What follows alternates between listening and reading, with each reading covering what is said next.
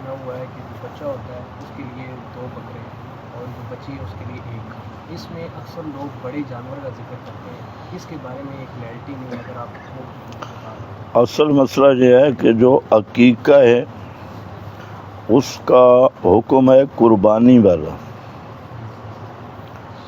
اور اس میں افضل یہی ہے کہ بکرے ہوں۔ اگر بچہ ہے تو 2 بکرے، بچی ہے تو 1 بکرا۔ لیکن اگر کوئی شخص بڑے جانور میں حصہ رکھتا ہے قربانی کی طرح تو عقیقہ ادا ہو جائے گا، کیونکہ بچے کے لیے پھر کتنے ہوں گے؟ وہی حساب ہے، 2 بکروں کا حصہ اور 1 کا، جیسے قربانی میں حصہ رکھتے ہیں۔ تو بڑے جانور میں کم از کم کتنے بچوں کے حصہ ہو سکتے ہیں؟ 7 حصے ہو سکتے ہیں قربانی کے، اس کا حساب آپ کر لیں۔ قربانی والا بالکل یہ سارا حکم قربانی والا ہے۔ جس طرح گائے بھینس وغیرہ ہے تو اس میں 7 آدمی شریک ہو سکتے ہیں قربانی کے ایک جانور میں، اور بھیڑ بکری دمبا ہے تو 1 حصہ ہے وہ 1 آدمی۔ تو جہاں آپ نے یہ حساب کرنا ہے کہ بچے کا عقیقہ 2 بکرے ہیں، بچی کا 1 ہے، حصہ 1 بنے گا، تو ان 7 حصوں میں جتنے شریک ہو سکتے ہیں کر لیں۔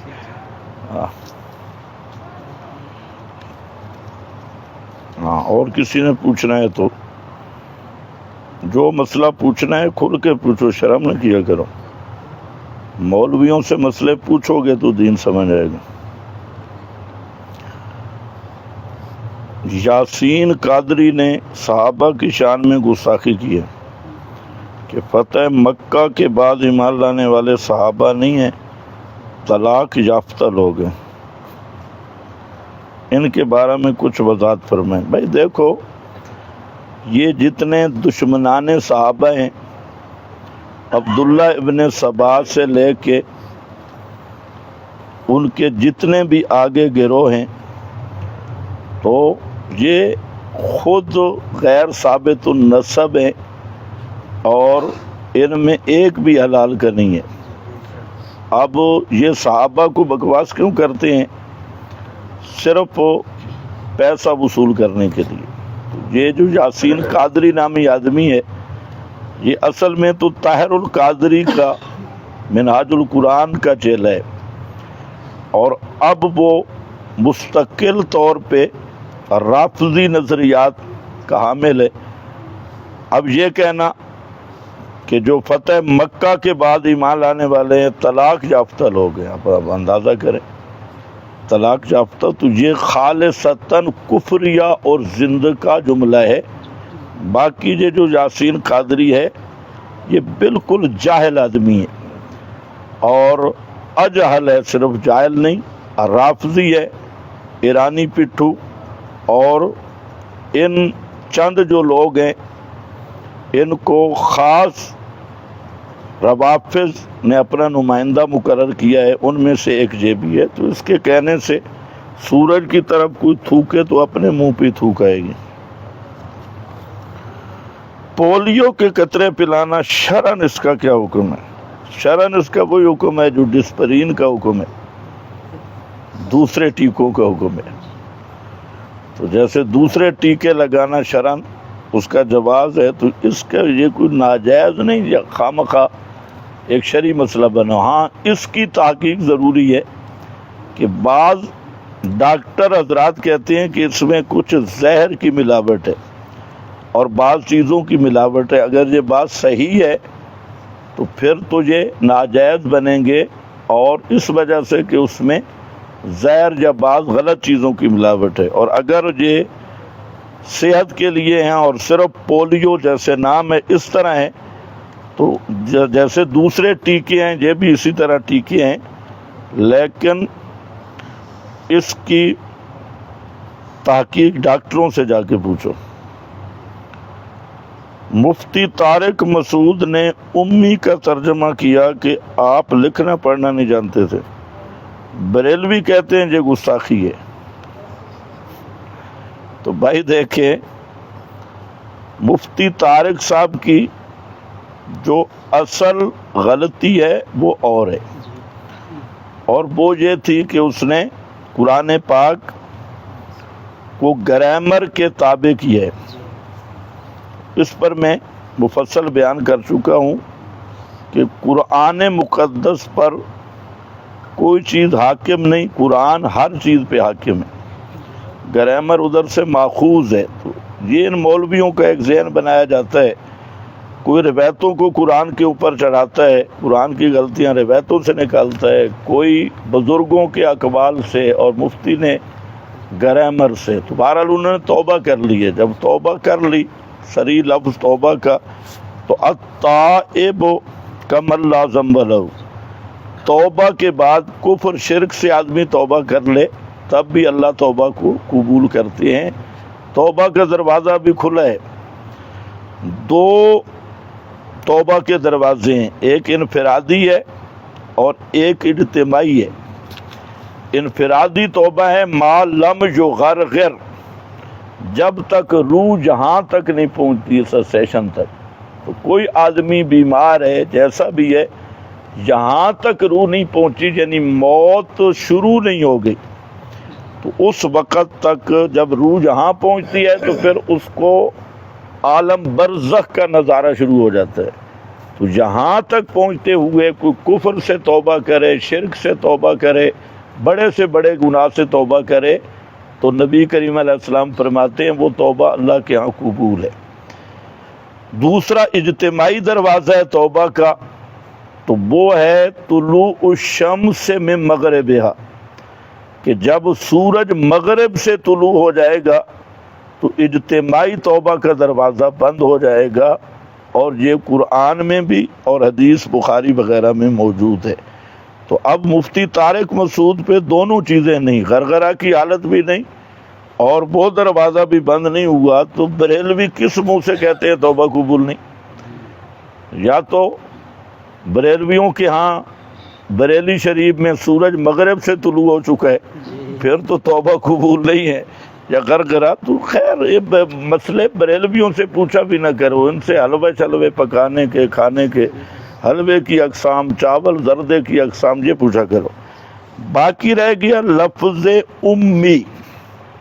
لفظ امی کے 5 معنی ہیں، اور مثلا ایک معنی ام القریٰ والے.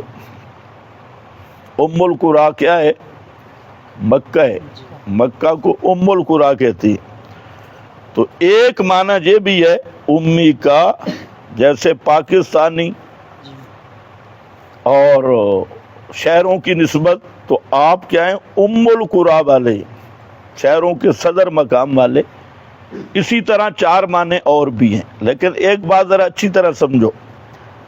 امی کا معنی کہ آپ لکھنا پڑھنا نہیں جانتے تھے، تو یہ تو طارق مسعود نے تو جچا تلا جملہ کہا ہے کہ آپ لکھنا پڑھنا نہیں جانتے تھے. مفتی نعیم الدین مراد احمد یار نے لکھا کہ آپ ان پڑھ تھے. اب ان پڑھ میں زیادہ زور ہے یا لکھنا پڑھنا نہیں جانتے تھے؟ ان پڑھ میں. اب ایک بات سمجھو کہ نبی کریم صلی اللہ علیہ وسلم دنیا میں کسی سے نہیں پڑھے، اور امی کا یہی معنی ہے دنیا میں آپ کا کوئی استاد نہیں، نہ آپ کسی ادارے میں پڑھے ہیں، نہ کسی عالم کے پاس پڑھے ہیں. اور اس میں اگر غور کرو تو امی ہونا نبی کریم علیہ السلام کی عظمت کا بیان ہے اور آپ کی نبوت کی دلیل ہے، کیونکہ آپ صلی اللہ علیہ وسلم کا سب سے بڑا معجزہ قرآن ہے، اور قرآن کا جو امتیاز ہے وہ ہے اعجاز القرآن. اعجاز القرآن، قرآن پاک کی فصاحت، بلاغت اور بھی وجوہات اعجاز ہیں، اعجاز ہیں، لیکن یہ سب سے بڑی وجہ ہے. اب ایک آدمی 40 سال تک کہیں پڑھا نہیں، کوئی اس کا استاد نہیں، اور لکھنا پڑھنا بھی نہیں جانتے، اور 40 سال تک کسی مشاعرہ میں بھی شریک نہیں ہوئے. اس وقت بڑے بڑے مشاعرے بھی ہوتے تھے، اور معاشرہ بھی سارا ایسا ہے جس میں لکھے پڑھے لوگ نہیں ہیں. عرب کا امی معاشرہ ہے.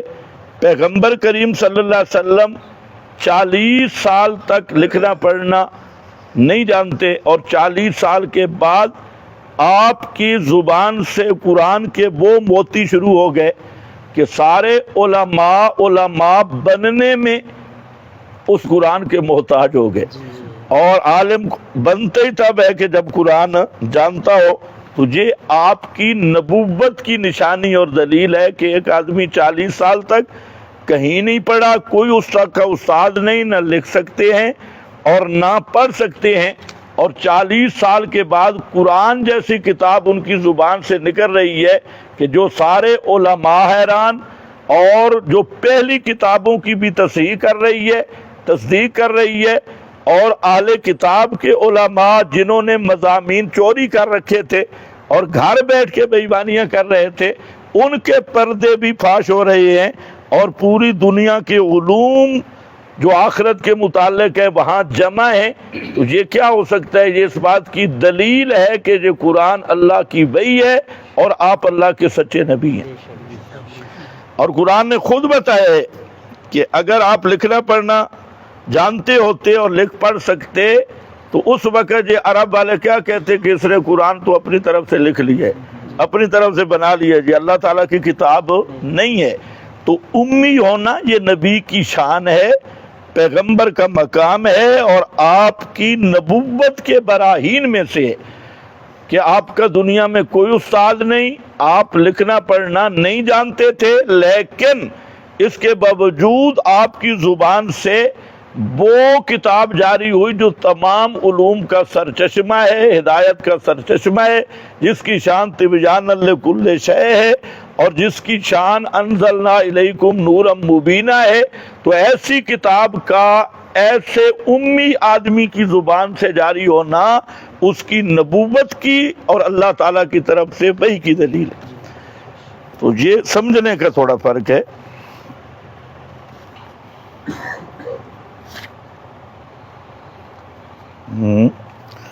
غصب والی زمین پر فرض نماز ہوتی ہے یا نہیں؟ اس پر مسجد یا مدرسہ بنانا جائز ہے یا نہیں؟ دیکھیں بھائی، آپ ذرا مجھے بتائیں کہ غصب والی چھری سے ذبح کرے گا جانور حلال ہوگا یا حرام ہوگا؟ پھر مفتی تو تم خود دو، یہاں دو الگ الگ چیزیں، غصب کرنا اور چیز ہے، نماز پڑھنا اور چیز ہے۔ اگر کوئی غصب شدہ زمین پہ نماز پڑھتا ہے تو نماز ہو جائے گی، جیسے غصب شدہ چھری سے جانور ذبح کیا تو جانور حلال ہو جائے گا، جانور حرام نہیں ہوگا۔ باقی یہ ہے کہ مسجد یا مدرسہ بنانا یہ درست نہیں ہے، کیونکہ مسجد جو ہے یہ ایسی زمین پہ بن سکتی ہے جو صرف اللہ تعالیٰ کے لیے وقف ہو، اور اسی طرح مدرسہ بھی دو صورتیں ہیں، یا ذاتی ملکیت ہو یا اس کو اللہ کے نام پر وقف کیا جائے۔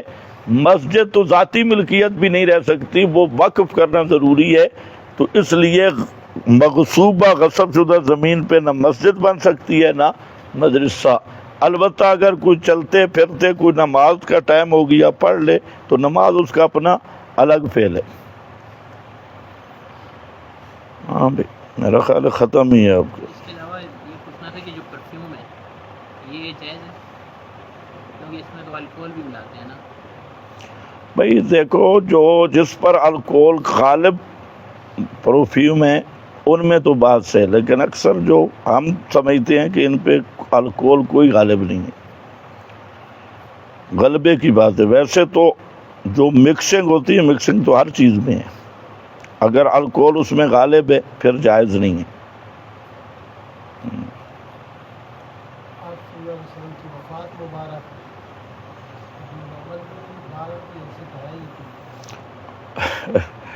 آپ صلی اللہ علیہ وسلم کی وفات مبارک جو ہے، احمد رضا خان نے ریاضی اور روایات دونوں جمع کر کے فیصلہ کیا کہ معتمد قول یہ ہے کہ 12 ربیع الاول ہے، فتاوی رضویہ میں۔ اور اس پر احمد رضا خان نے 7 حوالے پہلے لوگوں کے دیے اور پھر ریاضی کا حساب ذکر کیا۔ پھر انہوں نے کہا کہ ایک قول یہ ہے کہ عرفہ کا دن جمعے کا دن تھا، اور اس کے بعد جو سوار آ رہی ہے، تو ریاضی کے حساب سے بعض لوگوں نے، علامہ سہیلی نے کہا کہ وہ 12 ربیع الاول کو نہیں آتی، اور یہی غلام رسول سعیدی نے کہا کہ وہ 12 ربیع الاول کو نہیں آتی۔ تو آگے نہیں بتاتے کب آتی ہے، جی 13 ربیع الاول کو آتی ہے۔ لیکن احمد رضا خان نے کہا کہ یہ کوئی مسئلہ نہیں ہے، جو 13 ربیع الاول کو آ رہی ہے نا، تو اصل میں بات یہ تھی کہ جو عرفہ کا دن تھا، مکہ میں ذی الحج کا چاند ایک دن پہلے نظر آیا تھا اور مدینہ میں بعد میں، تو احمد رضا کہتا ہے کہ وہاں مدینہ میں 12 تاریخ تھی آپ کی وفات کی۔ عملی بدتی کے پیچھے نماز ہوتی ہے یا نہیں؟ بدتی عملی ہو، کملی ہو، جملی ہو، جنگلی ہو، کالا ہو، چٹا ہو، گورا ہو، پگڑی والا ہو، مونچھ منڈا ہو، کسی قسم کا بدتی ہو، اس کے پیچھے نماز نہیں۔